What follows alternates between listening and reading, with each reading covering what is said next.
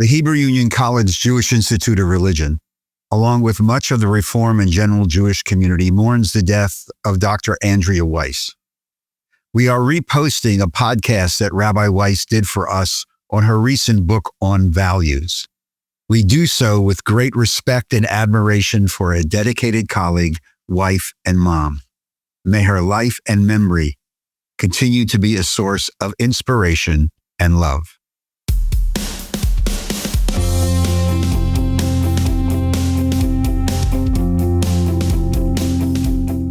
Shalom and welcome again to another edition of Seekers of Meaning, the podcast of Jewish Sacred Aging. I'm your host, Rabbi Richard Address. These podcasts are presented to help us explore the impact of the longevity revolution on our congregations and our community.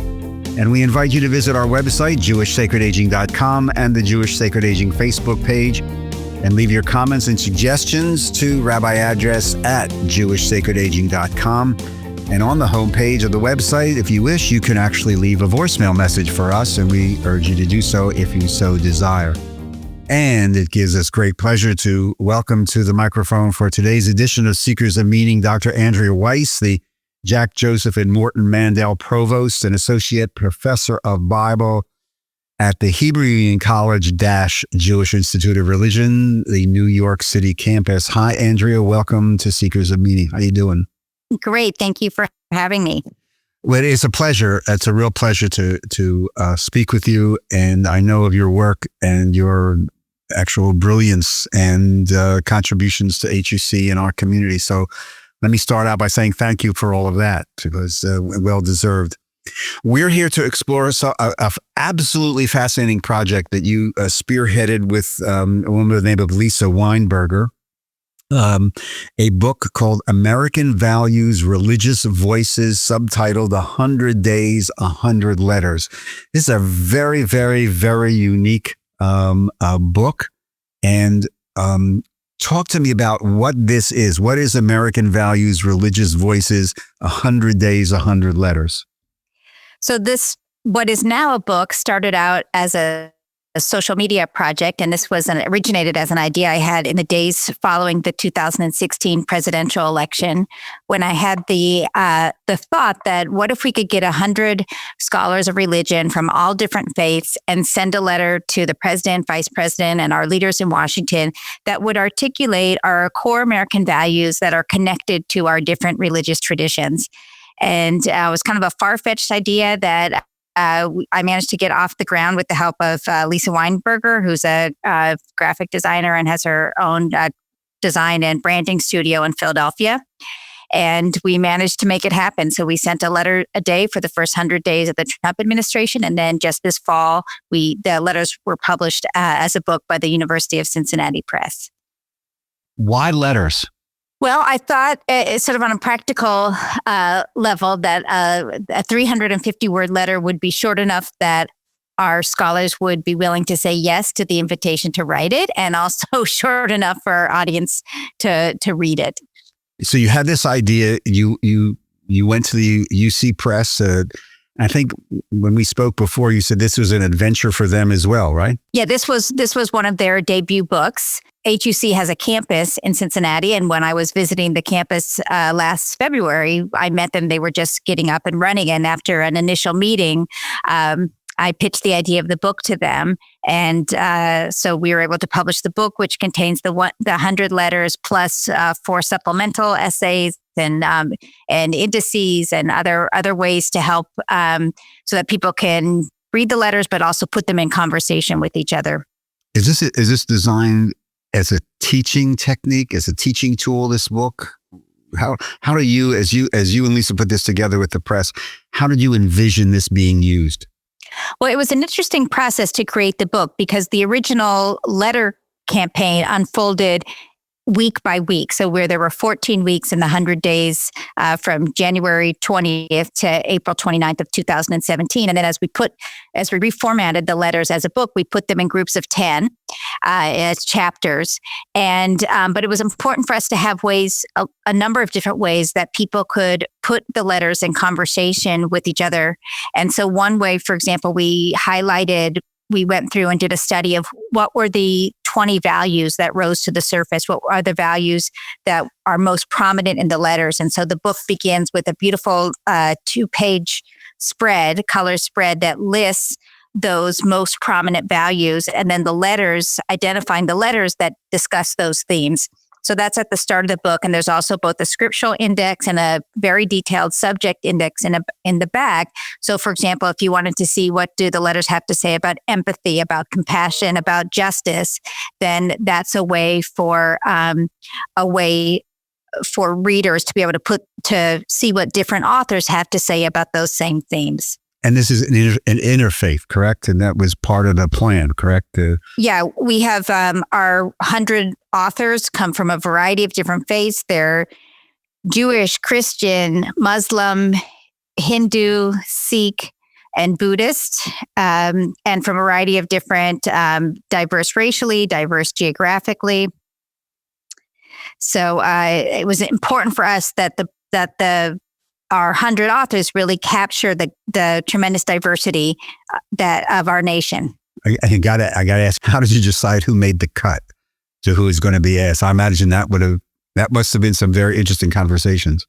Well, you have to remember that I had this idea literally in the days after the election, and we really got up by the time. So it was really within about 2 weeks after the election. Well, after Thanksgiving, Lisa and I decided I had secured the financial backing from Rabbi Aaron Pankin of blessed memory, who was the president of the Hebrew Union College Jewish Institute of Religion. So I secured his financial backing, and I put together an advisory committee.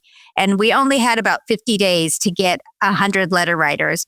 So we just started to reach out to people, and I pitched the idea to as many people as I could, and we just started making lists of people who we thought might be interested. In the end, we had about 50 days. I sent out 100. I invited 180 people, and that's what it took to get to 100 people to say yes. You mentioned Aaron, and could you just, because some people will know you and HUC, and for the people who don't and not familiar, talk to me a little bit about the impact of Dr. Pankin, Aaron Pankin, on this project. Well, when so the Sunday after the election, we had a big program at the Hebrew Union College in New York. And I went up to Aaron and I said, Aaron, I had this idea. I told him I didn't think it would cost very much money. Meanwhile, I really didn't have any idea how much money it would cost, but I figured I'd need some money, maybe a student intern, and would he be willing to help? And he said, let me think about it. And he came back the next day and he said yes.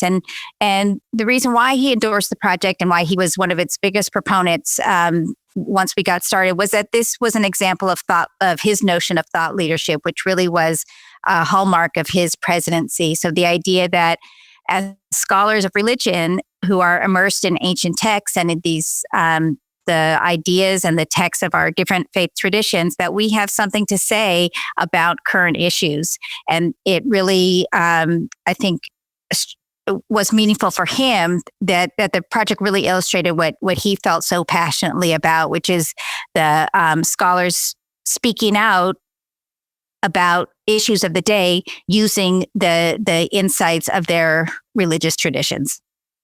So in reading through the book, and let's get this out of the way too, if somebody wants to use this book, bring it to their synagogue, it'd be a great adult education. Actually, I think I mentioned this to a friend of mine, this would be a really interesting textbook for a confirmation class, because it allows them to study text from a variety of different perspectives and religious perspectives, but really related to something that they're living, that these people are living every single day. So I don't know whether people have used that as a confirmation class textbook. I'm sure that somebody's using it for an adult education textbook. As the project unfolded during the 100 days was that we heard a lot of people as to how they were using the letters. So we know that people in some congregations, they were reading the letters and worship services. We know that people were using the letters at interfaith gatherings.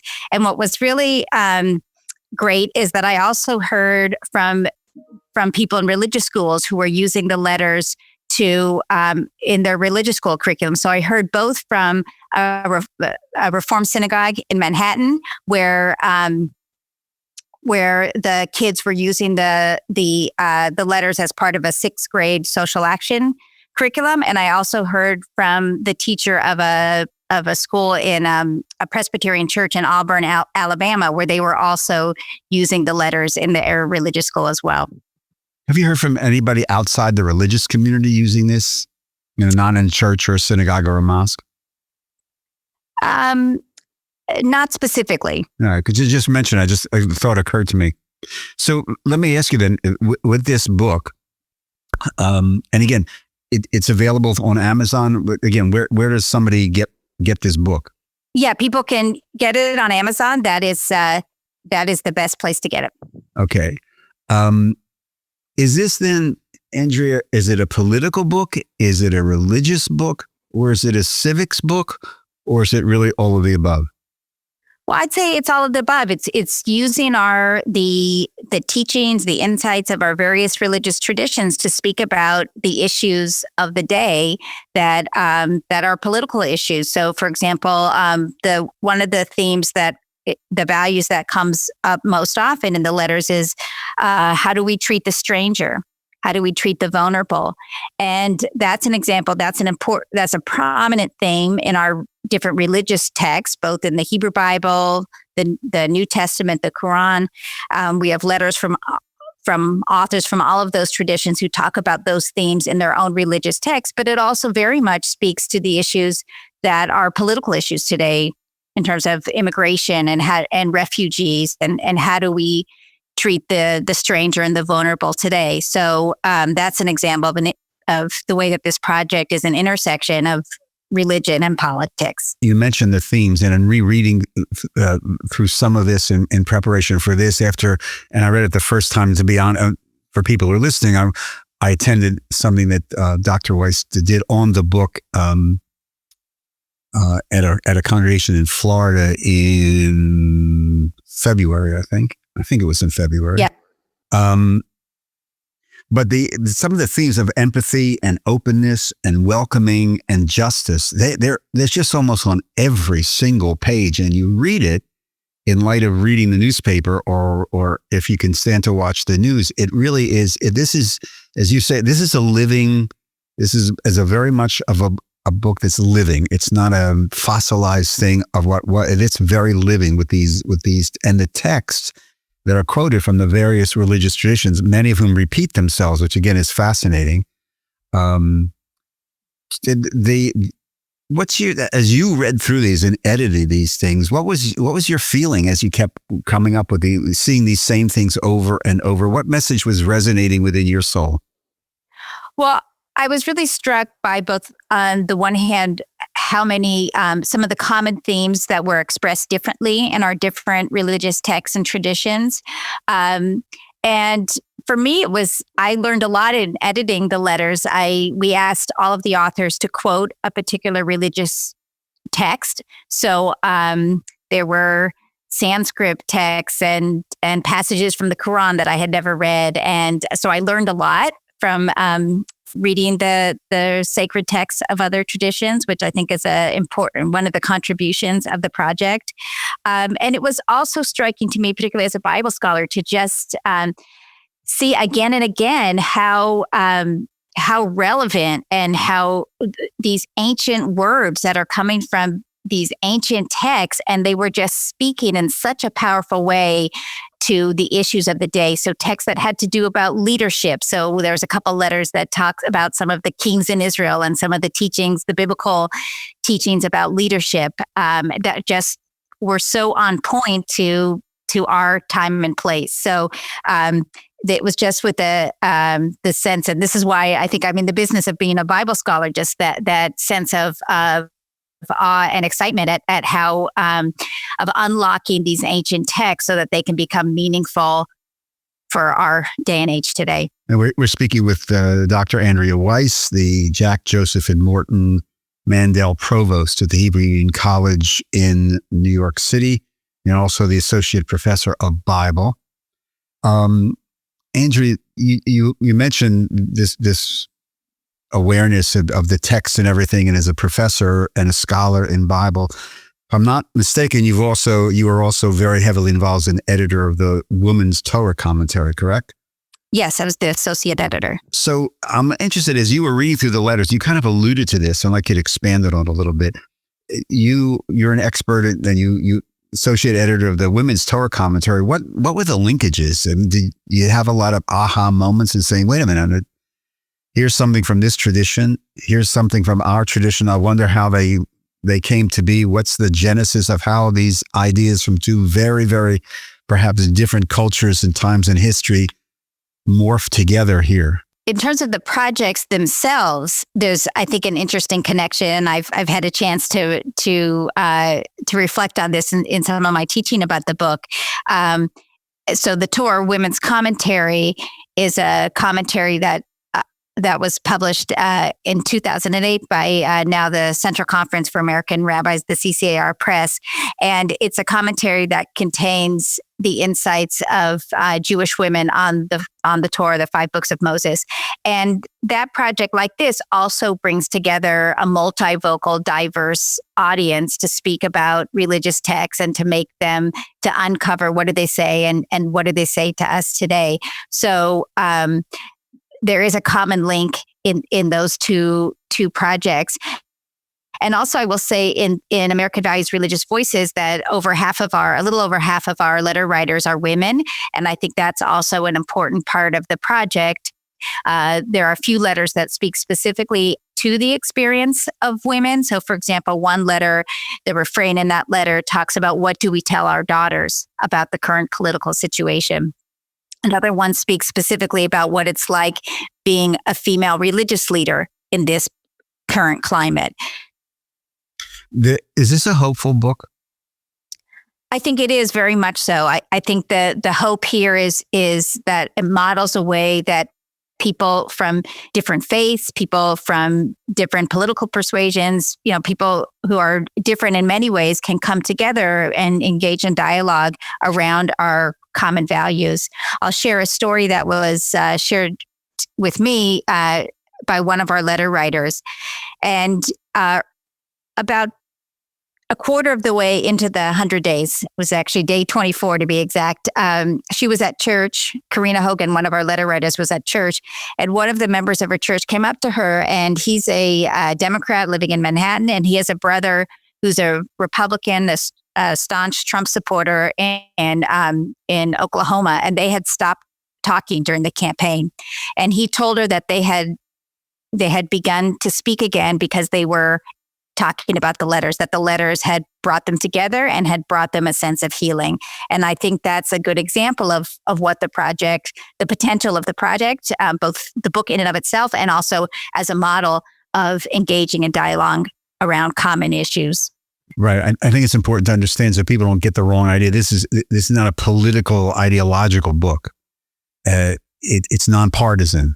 Correct. And I think people really need to understand that. It's a it really speaks from the soul of a religious tradition, an American religious tradition, really, which is another conversation perhaps. But in many ways, the title of the book, American Values, Religious Voices, does speak to the idea that this is maybe could only have happened in the United States of America. And as a Bible scholar, I mean, it's true, isn't it? This is really a unique gift of the American culture to be able to have this type of a book published and look at the political arena from a religious, moral, ethical standpoint. Or am I overstating that? No, I think that's really the foundation of the project, is that a lot of our American values are rooted in our different religious traditions. And that's exactly what got me thinking that at this moment in our nation's history, that maybe scholars of sacred scripture who aren't generally on the forefront of the public conversation might have something to say to remind us and to reaffirm for us what are our core American values and the ways that they are connected to our different religious traditions. Do you have a sense, and this is a little bit maybe off the wall question, but do you have a sense as a professor at a seminary and as expert and professor of Bible, that the public discourse around religion has been skewed? In other words, there are voices that are not heard. Yeah, I would say that's the case, and I think that I think that's been a reaction to the election in general. We've heard a louder, more diverse religious voice speaking up about contemporary issues, political issues. So I think that's another contribution of this project, is to bring a diverse group of people, different faiths, different who have different views about things, and bringing them together in conversation about issues of the day. So obviously, from writing the book and editing them, you feel that there's a need for a religious voice within the public square. For sure, absolutely. These are these core issues of what kind of a society do we want to have, and what are the values that are going to undergird it. And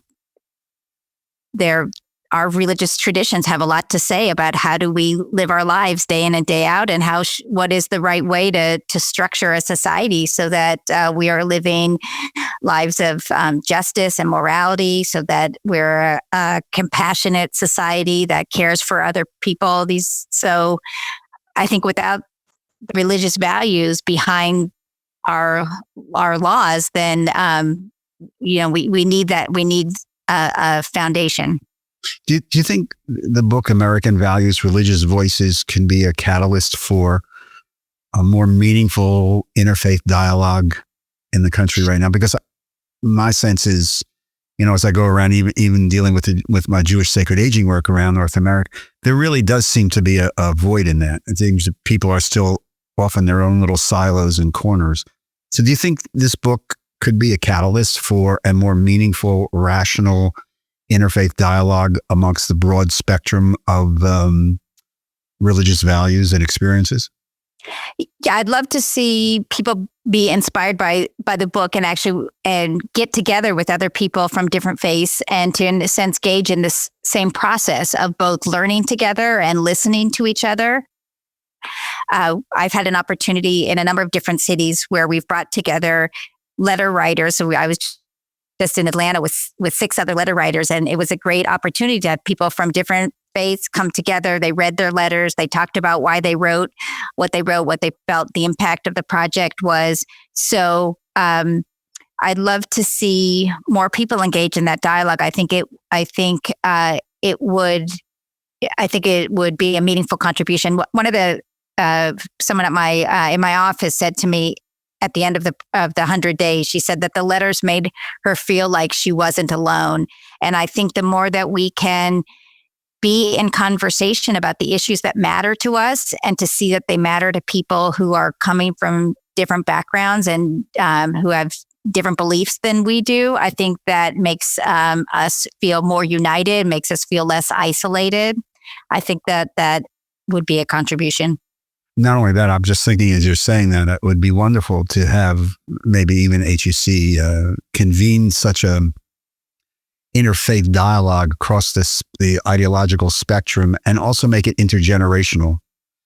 Because I think a lot of younger people just are not aware of some of the subtleties and importance of what the value is, all of the values that you talk about in American Values, Religious Voices. So there's, I think, a great intergenerational potential there as well.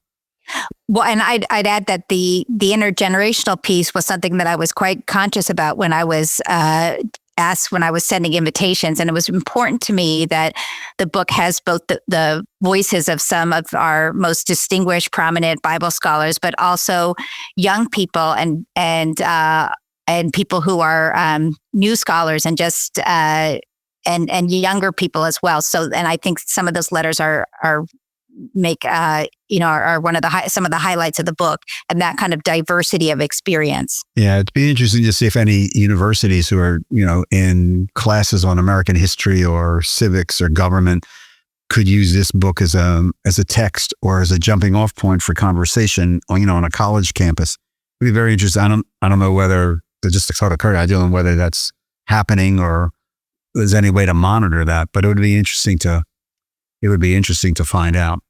Well, I know. So when we started putting the book together, I had the idea for one of the essays. I thought, well, it'd be great to get someone who's a political scientist, someone who wasn't a letter writer, who's outside the project, to take a look at it. Particularly, I have all the feedback that we received during the 100 days. And so I had this idea for one of the essays. And then out of the blue, about a year ago, I got an email from a woman, Leah Howard, who during the 100 days was teaching a religion and politics class at St. Joseph's University in the Philadelphia suburbs. And it turned, we were connected by one of the rabbis in the community, and she reached out to me. And so she ended up writing an essay for the book in which she talks about her experience using the letters in her religion and politics class during those early months of the Trump presidency, and also reflecting more broadly on the project. So I do know that some people are using the letters in college classes, which I think is another great use for the project. Oh, great! Mazel tov on that. That's really good. Speaking of, you alluded to Atlanta. If somebody wants to bring you in and bring you in as a scholar in residence to talk about the book and stuff like that, how do they do that? They can just reach out to me via email, aweiss at HUC for Hebrew Unit College.edu.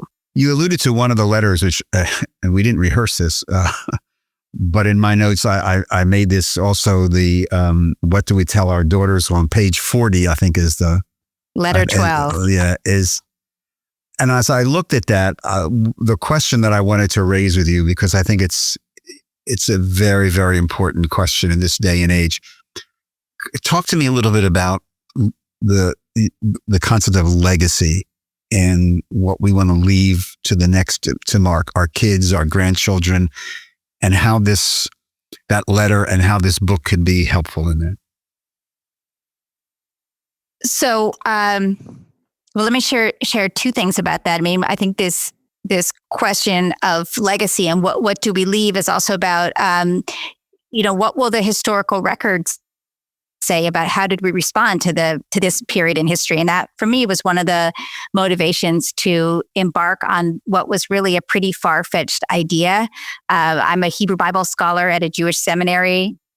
I don't have a big interfaith network. I have plenty to do in my day job, and by all measures, this was an idea that I had, and I should have just released into the atmosphere. But it took hold of me, and in part because I didn't want to regret that I had an idea for something that maybe that I had an idea and I didn't try to make it happen.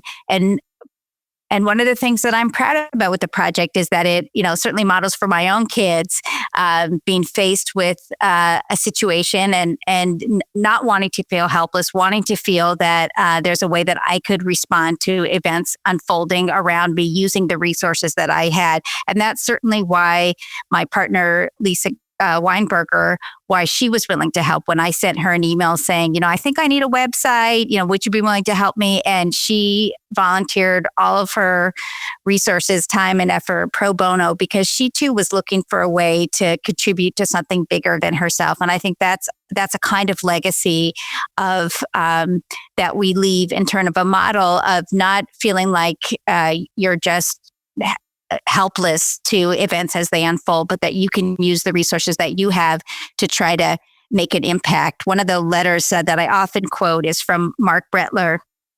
And he writes in letter 14, standing idling by or arguing that someone else should step up is not an option. We are each accountable if we do not work to improve our communities. And for me, this was a way of stepping up to try to leave a legacy of that would matter. Yeah, I think the message to that also is, I'm listening to you articulate it, is everybody has a special gift and an ability, and that's the gift that they can leave behind. And in that sense, your gift as a professor and a scholar manifests itself through the book, which is in essence part of your legacy. So I think it's an important message to teach, that everybody's legacy responds to their own individual gift and who they are. And you have to not let it go. You have to own it and live it. As the Pirkei Avot, that passage of, you don't have to save the entire world. Yeah. Just take care of saving your little part of it in your own little way. Right. And I think another lesson from the book, too, is just the idea of bringing people together who will give of themselves for something bigger. I never could have done this project on my own. And people were willing to help in a lot of different ways, both the letter writers, the design team that did the beautiful graphics, and our social media. I had rabbinic interns, and also the people who were reading the letters and sharing them with their friends. And in that way, the project became something much bigger than we ever could have imagined. And it's that collective effort that is also meaningful. So the idea that we can join together to be part of something bigger than ourselves. Right. And I'm glad you mentioned the graphics too, Andrew, because the book is put together beautifully. It's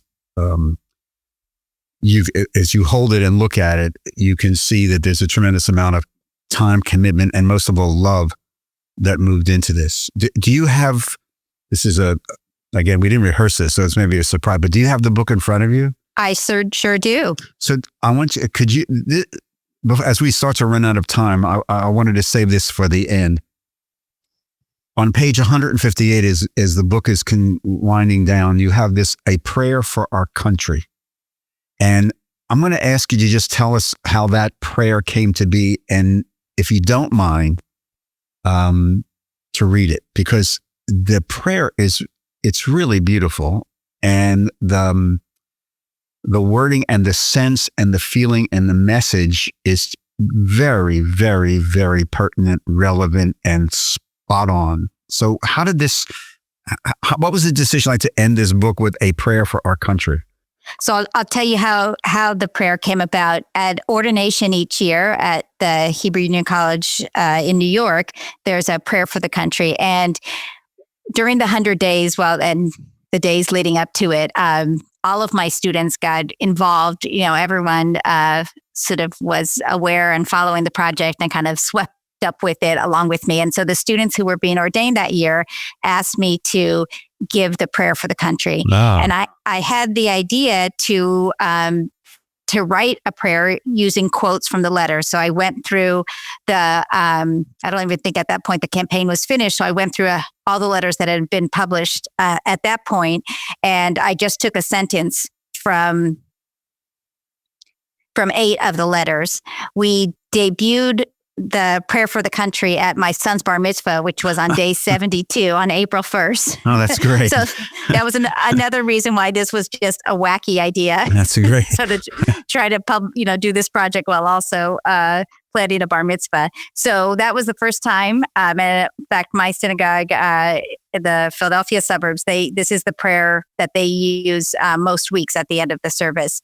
So it's a compilation of, as I said, a sentence or two from a variety of different letters from Muslim, Jewish, Christian writers, people from all sorts of backgrounds that are brought together. And what I think is a very hopeful and powerful prayer. And it was Lisa's idea to conclude the book with the prayer for our country.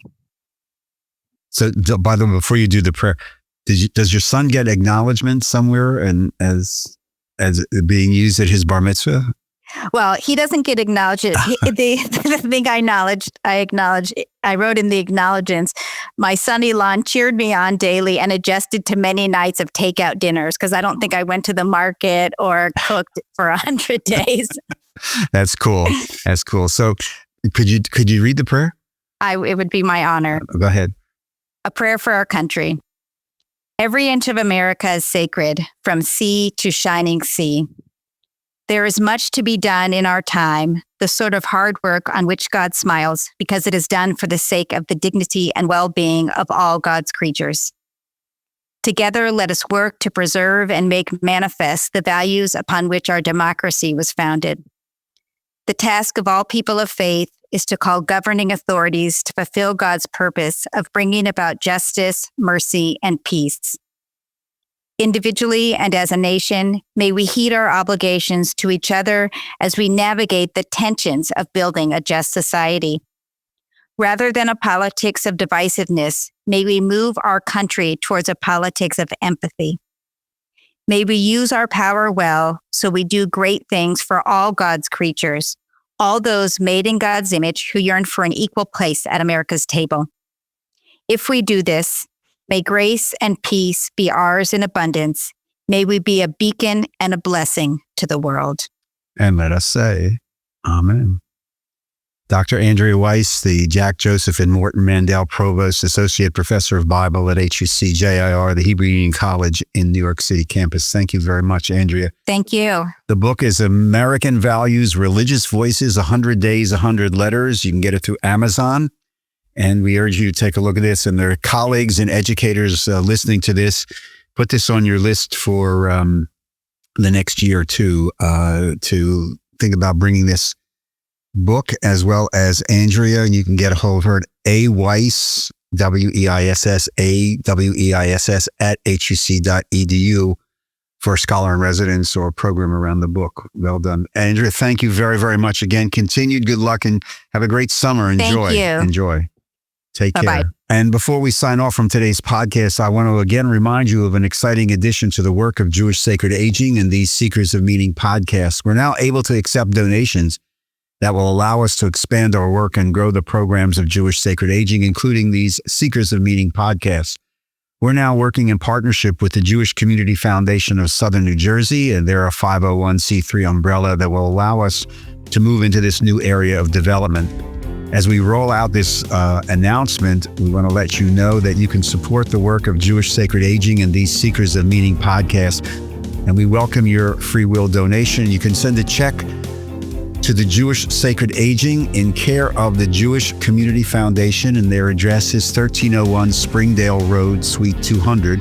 That's 1301 Springdale Road, Suite 200, the Jewish Community Foundation here in Cherry Hill, New Jersey.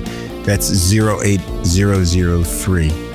And thank you for your attention for this and your support, and thank you for listening to today's edition of Seekers of Meaning, the podcast of Jewish Sacred Aging. And again, we welcome your comments to Rabbi address at jewishsacredaging.com, and we invite you to visit our Jewish Sacred Aging Facebook page. These podcasts are recorded at the studios of the award-winning Lubetkin Global Media here in Cherry Hill and produced by Steve Lubetkin. I'm your host, Rabbi Richard Address. Thank you for listening. Todah Rabbah. See you next time. Shalom.